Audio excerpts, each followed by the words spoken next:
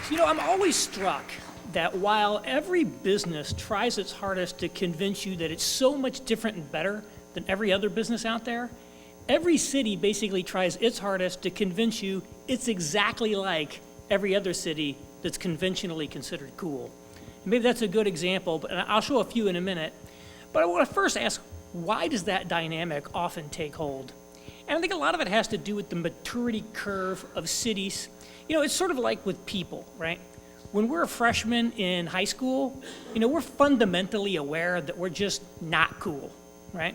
And we want the upperclassmen to like us, to take us seriously, or at least not beat us up too much, not make too much fun of us. So we imitate what they do in order to try to earn their approval, right? And then what happens, right? We graduate, we go on to college, and the whole thing starts all over again, right? All of a sudden, everything we thought was cool, well, it's not cool anymore, so we junk that. We're not wearing that leather jacket anymore. There's a whole new set of expectations to live up to. And, we repeat that cycle so many times through life, but I think eventually we grow into our own skin a little bit. We become more comfortable in who we are as people, and we never lose completely the desire to, be accepted or approved of, by others, because we're social creatures, right? But we find a healthier balance, and we no longer feel the need to slavishly imitate what other people tell us we ought to be in order to gain approval. And I think it's like that with cities. And a lot of, I think especially post-industrial or smaller type cities, they've fallen on hard times, but they're kind of on the way back a little bit. There are some good things happening. They want to be taken seriously. They want to compete at a new level. And so what they do, they find themselves at the civic equivalent of that high school to college transition. And so as a result, they basically pitch everything that they are and were in order to try to imitate the new. And to show you what I mean by that, I want to show you a promotional video. I got some videos too.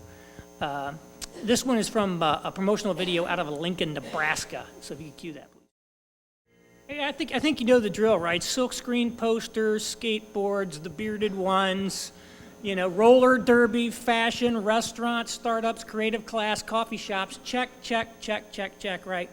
And the the website Brand New, which reviews corporate branding work, they had this to say about that campaign.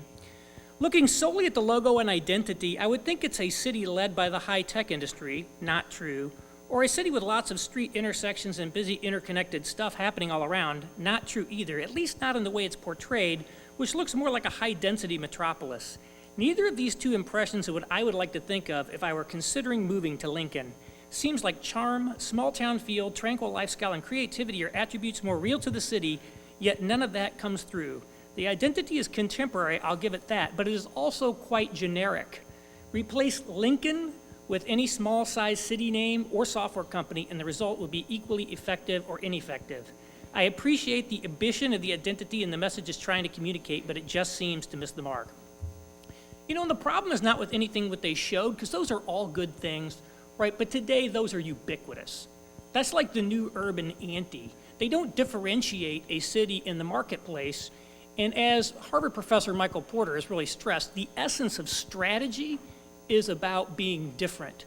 But more importantly, there just doesn't seem to be a lot of Lincoln in the video, unless you believe that they actually invented all that stuff, right? Which they didn't, right? There's already lots of places today that do all that stuff way better than Lincoln is ever gonna do.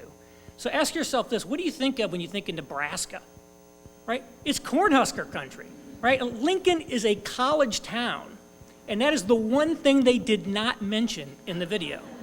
And I can understand why that is, right? Because a lot of heartland or smaller cities, and I think maybe Tacoma falls into this category, right? You really don't think you've got any particular identity, or what you do have you don't think is any good, or you're known for something, but you don't want to be a one-trick pony.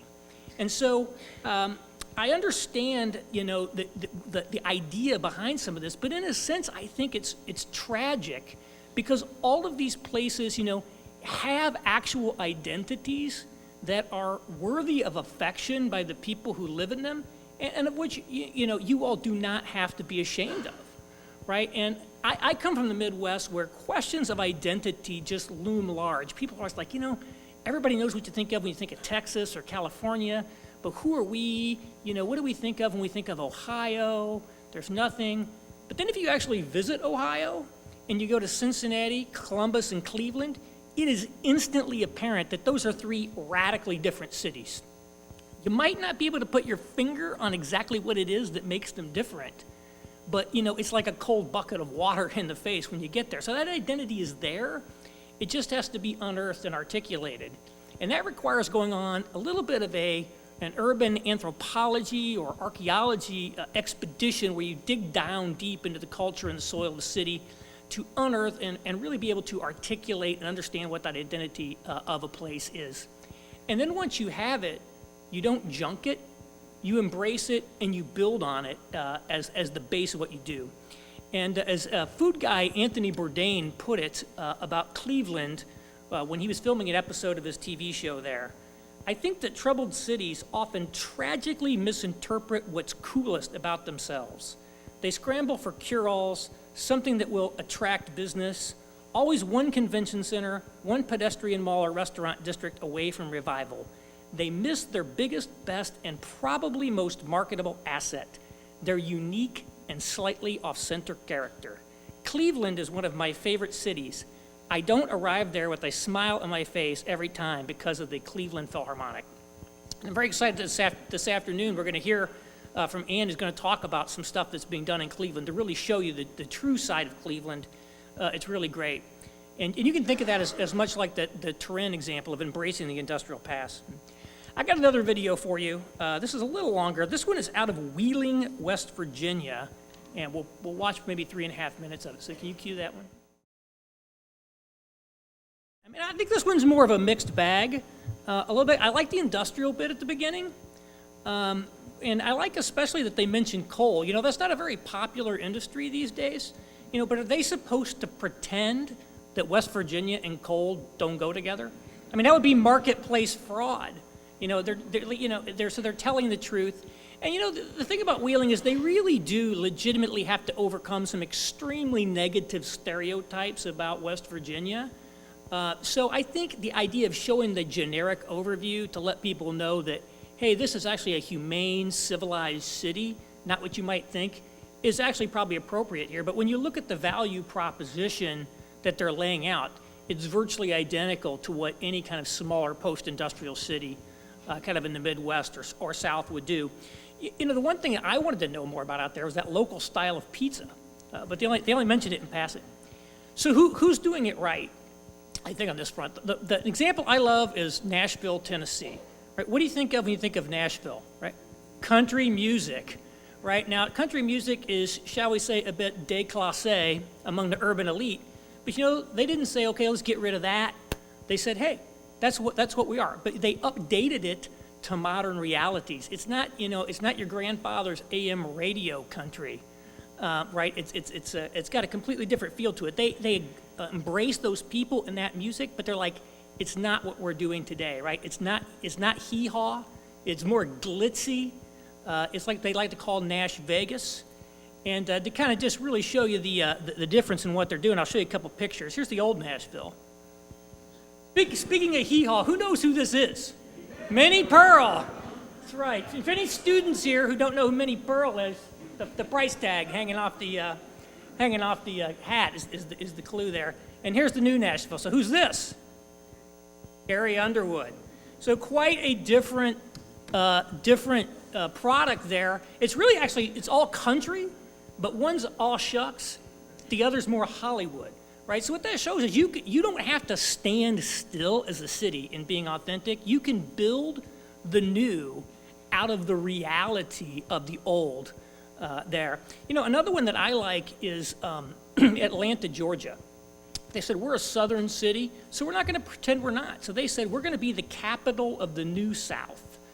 And in part of doing that, they also took a hard look at what that Southern legacy meant. You know, they said, you know, we got some things about that Southern legacy that aren't so great, like racism. And so they said, we got to ditch that. And so while they were trying to make themselves the capital of the New South, they also effectively built themselves into the capital of Black America as well, as the city too busy to hate. And I think what that shows is you can be authentic to yourself while also realizing that there probably are some things that need to go. Even Wheeling, I think, did a good job with the fracking. Is kind of the update, the modern take on the coal industry. Again, not particularly popular in some quarters, but it's what they're doing. It's who they are. They're telling the truth. And so those are a couple examples. And I'd be remiss if I didn't give you at least one video that I thought was good. This one's a little unfair because it's a bigger city and it's not an actual promotional video. Some of you may have seen it already. And as you think about it, I'm always struck that a TV show parody of a place does a better job of articulating identity and selling you on it than so many Chamber of Commerce videos do. So I got two questions to ask while you watch this one. One, ask yourself if any Chamber of Commerce or civic group would have the chutzpah to put this out. And maybe you should have it. Number two, it kind of is related to some of these other videos we've seen. How do you keep Tacoma from being the video that's used as the example in some other city down the road of how not to do? So thanks, and we'll play that video, and I'll just sit down and let you watch. Welcome to Portland. Thank you.